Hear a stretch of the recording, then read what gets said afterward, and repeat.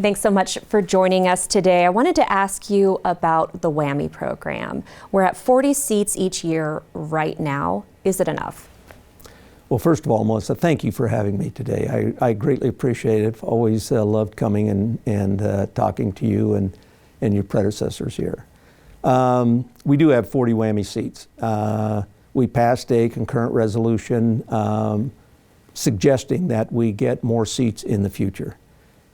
It would be nice to have as many as 60 to 70 seats. We do have 40 WWAMI seats. I believe we have about 10 or 12 seats at the University of Utah.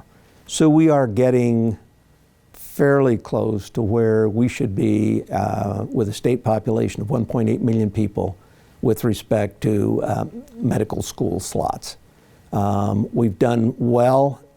Those two medical schools are great medical schools. Be hard for us to achieve that same recognition and caliber of medical education, but we could certainly use more. There was a bill that passed the House earlier this session that would have said if a student in Idaho gets a WWAMI seat, then they should sign a contract. They need to sign a contract that says they will practice in Idaho for at least 4 years, or they'll have to pay the state back.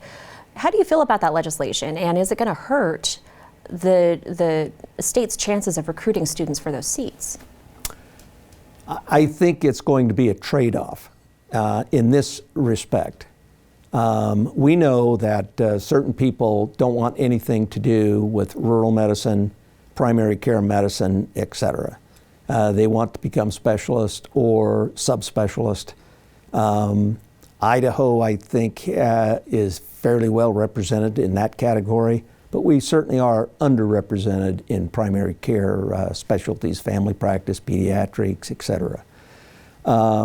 So I think that you're going to see a little change in who actually does apply for the WWAMI program.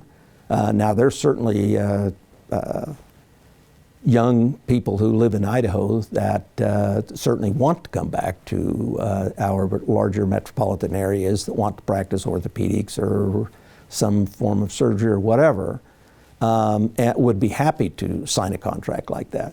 But I think the caliber of person who applies will still be the same. I think their interest will be a little bit different. I initially was opposed to that a number of years ago. I can see where this is a balanced bill in this respect. You can pay that back by doing a residency here in Idaho also. So the only thing the better in the bill would have been you could pay back or part of it if actually you're doing a family practice residency or a pediatric residency and intended to come back here. But that's the only thing. But I supported that bill. Rural health care has long been an issue in Idaho, being able to recruit and retain not just physicians, but registered nurses. And we've lost a whole lot of registered nurses in rural Idaho as they've moved to more metropolitan areas. What's the solution? Well, you don't allow doctors to get married until they finish their residency and move back to rural Idaho and then get married. So oh, good. Okay, good luck legislating that. Okay, yeah. Well, you know, that's another topic we can get to. The legislature has tried and tried to legislate morality and good parenting and those kinds of things, or common sense, and it just never works. But the fact is with respect, and all kidding aside now, with respect to getting people to come to rural anywhere to practice, an awful lot of that depends upon their family, their wife and their children. And, you know, where a family wants to live is a family decision, not necessarily a physician's decision, and rightly so.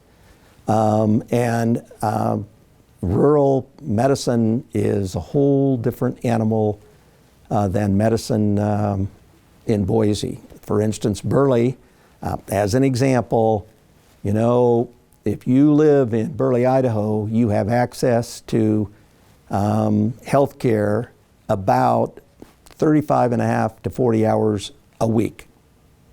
The rest of the time, your only access to health care, basically, traditionally, has been the emergency department. Which is expensive. Which is expensive. And not ideal.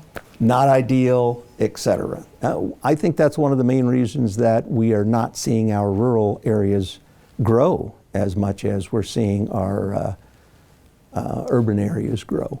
And there's multiple facets like that. But so I don't know that there's a magic bullet to solving that, but getting them to do residency programs in the state of Idaho in primary care is the best solution so far.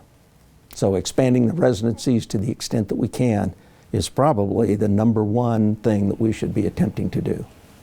Now, you have been chairman of the Health and Welfare Committee in the House this is your 10th session. Tenure. Doing that. In that time, we've seen the establishment of the state-based insurance exchange, voter-driven Medicaid expansion, red tape reduction, pandemic, so many different healthcare issues. Looking back, what's the state of healthcare now versus in 2013 when you took over that seat?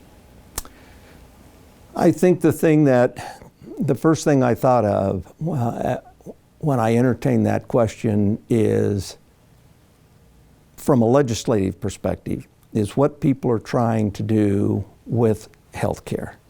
You know, unfortunately, today in America, way too many people are living off of the political system. They are literally employed full-time in the political system. So all issues are immediately monetized and politicized for fundraising, et cetera. And we're seeing that in healthcare in spades to issues that are brought to the legislature. Like what? Abortion, okay?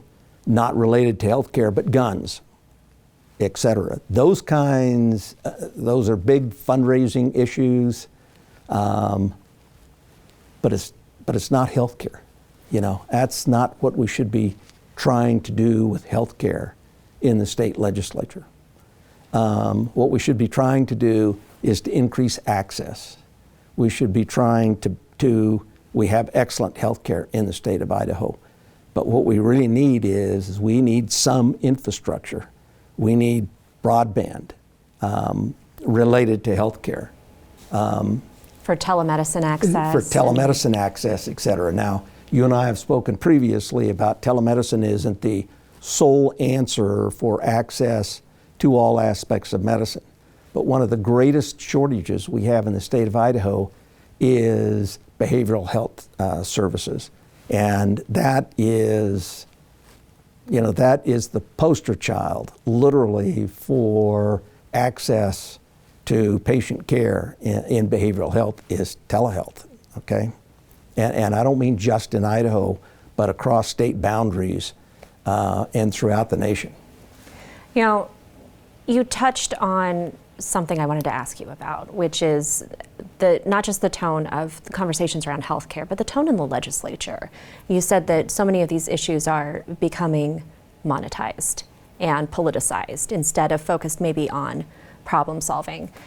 Is the legislature in a place to tackle those complex issues like behavioral health that involve so many other committees, you know, criminal justice and education? Is the legislature in a place to tackle those complex conversations? You know, from time to time we are. For instance, look at the Civil Commitment Bill from the Behavioral Health Council. The Behavioral Health Council, just in the last year or so, has been formed.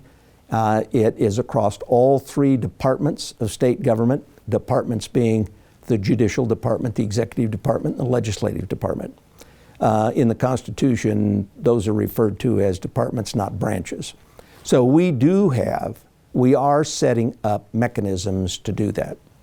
You know, one of the sad things is that I came here 16 years ago, and there were certainly legislators then that were every bit as conservative, or for that matter, liberal, as the legislature is composed of today. I don't think that's changed that much at all. However, the attitude of everybody has changed significantly.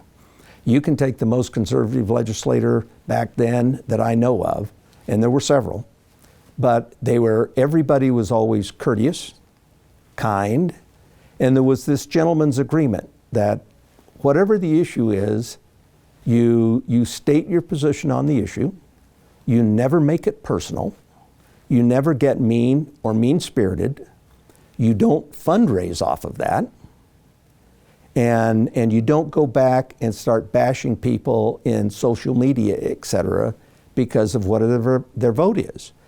You simply stated your opinion, you debated, you voted however you voted, and you understood that the other fellow, okay, was going to do exactly the same thing. And then at the end of the day, you could walk down the hall and be civil to one another and how's the family and et cetera. That's what's really changed. It's not the fact that there's more conservative people here or less conservative or more liberal. I don't think that's the case at all. People's attitude has changed, I think. And in my opinion, there's more and more people coming to the legislature with an agenda. Not the agenda of the people, but their agenda. And that's what's, I think, contributing to some of this not so polite political discourse. Is fundraising on issues from individual voters, these fundraising emails that are sent out to individuals, is that any worse than soliciting campaign donations from corporate PACs or the big dollar donations that have traditionally funded a lot of campaigns in Idaho? I don't know whether there's any difference. Unfortunately, it's still going out and asking people for money. I always found that to be the most distasteful part of politics.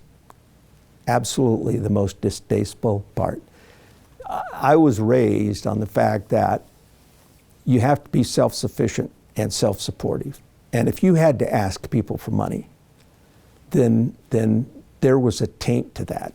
You know, that tainted what you were about, and it reflected on you. And I've always carried that with me. I was very fortunate in that my entire time that in my 16 years, I only ever had one race other than the original open seat. And so I didn't have to do that. A lot of people contributed money to me, but I only asked very, very, very infrequently. I mean, it just came. And I was thankful for that, because what I did is I turned around and I took all of that money and I distributed that out to other campaigns to help people in their campaigns. Your situation's certainly unique in that you didn't have many challenges over the years. No, we're very fortunate in Legislative District 27 and Cassia and Minidoka counties that we're, you know, people expect you to go to Boise and do the right thing, and if you do, they will leave you alone and they will support you. And I've been blessed to have that support. Well, Representative Fred Wood, it's always a pleasure having you on the show. Thank you so much for joining us. Well, thank you, Melissa. Thank you so much. Appreciate it.